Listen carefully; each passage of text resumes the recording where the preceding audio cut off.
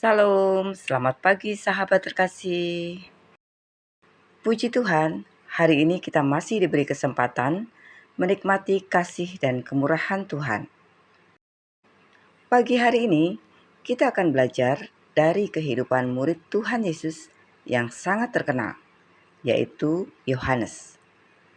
Kalau mendengar nama Yohanes, banyak orang langsung teringat Rasul Kasih, murid yang dekat dengan Tuhan Yesus, penulis kitab Wahyu, murid yang setia sampai akhir. Tetapi sebelum menjadi rasul kasih, Yohanes adalah pribadi yang keras dan emosional. Bahkan Tuhan Yesus memberi Yohanes dan Yakobus nama Boanerges, yang berarti anak-anak guru. Artinya mereka dikenal memiliki sifat meledak-ledak, mudah marah, dan keras. Ini luar biasa, karena Tuhan memakai seseorang yang belum sempurna. Dan bukan hanya memakai, Tuhan juga mengubah hidupnya. Mari kita membaca bersama Markus 3 ayat 17.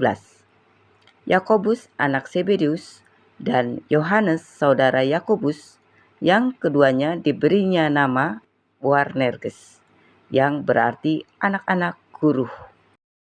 Hari ini kita belajar, Tuhan masih sanggup mengubah karakter manusia sampai menjadi alat kemuliaannya. Sahabat terkasih, seringkali kita membayangkan murid-murid Tuhan Yesus pasti langsung rohani dan lembut sejak awal. Padahal tidak. Yohanes pernah menunjukkan sikap emosional. Dalam satu peristiwa, ketika ada sebuah desa menolak Tuhan Yesus, Yohanes berkata, "Tuhan, maukah Engkau supaya kami menyuruh api turun dari langit untuk membinasakan mereka?" Bayangkan, murid yang kelihatannya dekat dengan Tuhan Yesus ternyata pernah memiliki hati yang keras. Namun, yang indah adalah Tuhan Yesus tidak menolak Yohanes.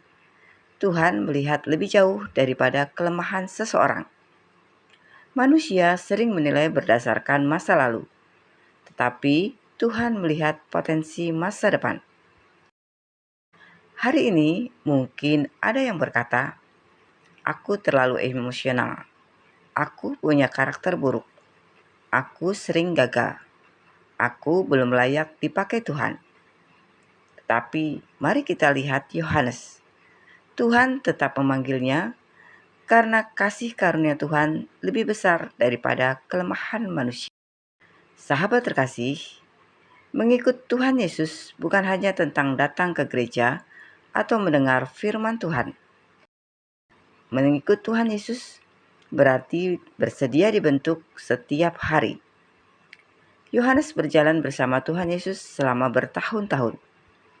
Ia melihat kasih Yesus, kesabaran Yesus, pengampunan Yesus, kelembutan Yesus, dan perlahan hidup Yohanes berubah.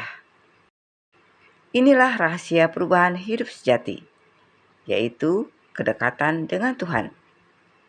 Banyak orang ingin hidup berubah, tetapi tetap jauh dari Tuhan. Padahal karakter dibentuk melalui hubungan yang intim dengan Tuhan Yesus. Semakin dekat kita dengan Tuhan, cara bicara berubah, cara berpikir berubah, cara memperlakukan orang berubah. Tuhan tidak mencari manusia sempurna. Tuhan mencari hati yang mau dibentuk. Sahabat terkasih, ada seorang pria bekerja di sebuah perusahaan logistik. Ia dikenal sangat temperamental. Sedikit masalah langsung marah. Pegawai lain takut berbicara dengannya. Di rumah pun ia mulai emosi kepada keluarga. Suatu hari seorang temannya mengajaknya ikut ibadah pagi sebelum bekerja. Awalnya biasa saja, namun perlahan ia mulai membaca firman Tuhan setiap hari. Ia mulai belajar berdoa, mulai belajar mengendalikan diri. Perubahannya tidak instan, tetapi beberapa bulan kemudian rekan-rekan kerjanya mulai heran. Pria yang dulu kasar mulai lebih tenang. Yang dulu suka membentak, mulai lebih sabar.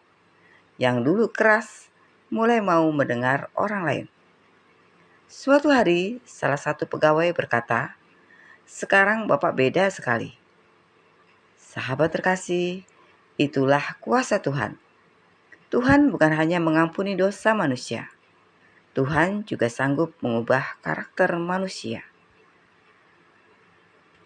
Sahabat terkasih, hal yang paling indah dari kehidupan Yohanes adalah perubahan akhirnya. Dulu disebut anak guru, tapi di masa tuanya ia dikenal sebagai Rasul Kasih. Dalam surat-surat Yohanes, kata kasih muncul berulang kali. Karena Yohanes mengalami sendiri kasih Tuhan yang mengubah hidupnya. Orang yang sungguh-sungguh dekat dengan Tuhan Yesus tidak akan tetap sama. Kasih Tuhan melembutkan hati yang keras. Kasih Tuhan menyembuhkan luka batin. Kasih Tuhan mengubah amarah menjadi kelembutan. Hari ini mungkin ada orang yang sedang bergumul dengan emosi, kepahitan, kemarahan, karakter yang sulit berubah. Jangan menyerah. Jika Tuhan Yesus bisa mengubah Yohanes, Tuhan juga bisa mengubah hidup kita. Sahabat terkasih, perubahan Yohanes tidak terjadi dalam satu malam. Dan seringkali kita juga ingin semuanya instan. Baru berdoa sekali, ingin langsung berubah. Baru ikut ibadah beberapa kali, ingin semua masalah selesai. Tetapi Tuhan bekerja melalui proses. Sama seperti emas dimurnikan melalui api, karakter manusia dibentuk melalui perjalanan hidup. Kadang Tuhan mengizinkan masalah, tekanan, kekecewaan, bahkan air mata untuk membentuk hati kita. Jangan marah ketika Tuhan sedang membentuk hidup kita, karena Tuhan sedang mempersiapkan sesuatu yang lebih indah. Sahabat terkasih, hal luar biasa lainnya dari Yohanes adalah kesetiaannya. Saat Tuhan Yesus disalibkan, banyak murid melarikan diri. Tetapi Yohanes tetap berada dekat salib. Ia tetap tinggal bersama Yesus di saat yang sulit.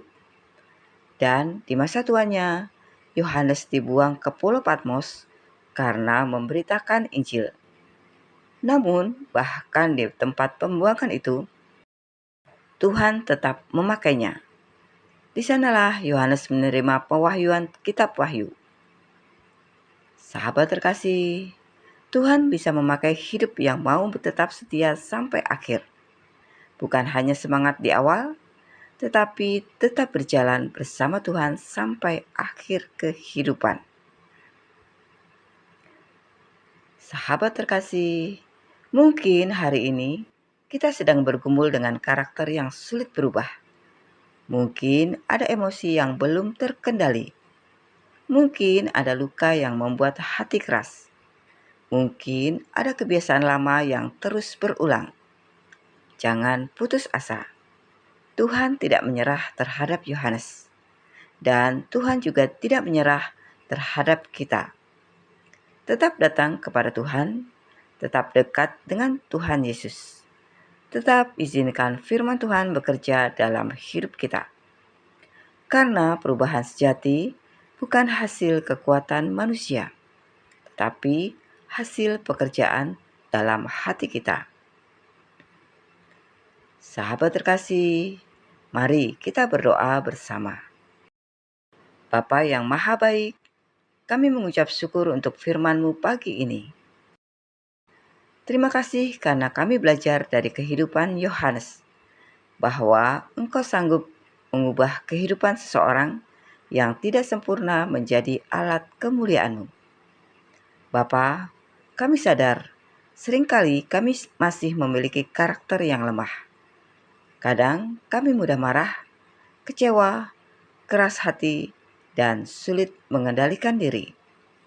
Tetapi hari ini kami percaya tidak ada hidup yang terlalu rusak untuk dipulihkan oleh Tuhan. bentuklah hati kami. Ajarlah kami untuk hidup dekat denganmu setiap hari. Biarlah firman-Mu mengubah cara berpikir kami, cara berbicara, dan cara hidup kami. Bagi kami yang sedang bergumul dengan emosi, kecewa, luka batin, atau pergumulan hidup, Bapa, jamah dan kuatkan mereka pagi hari ini.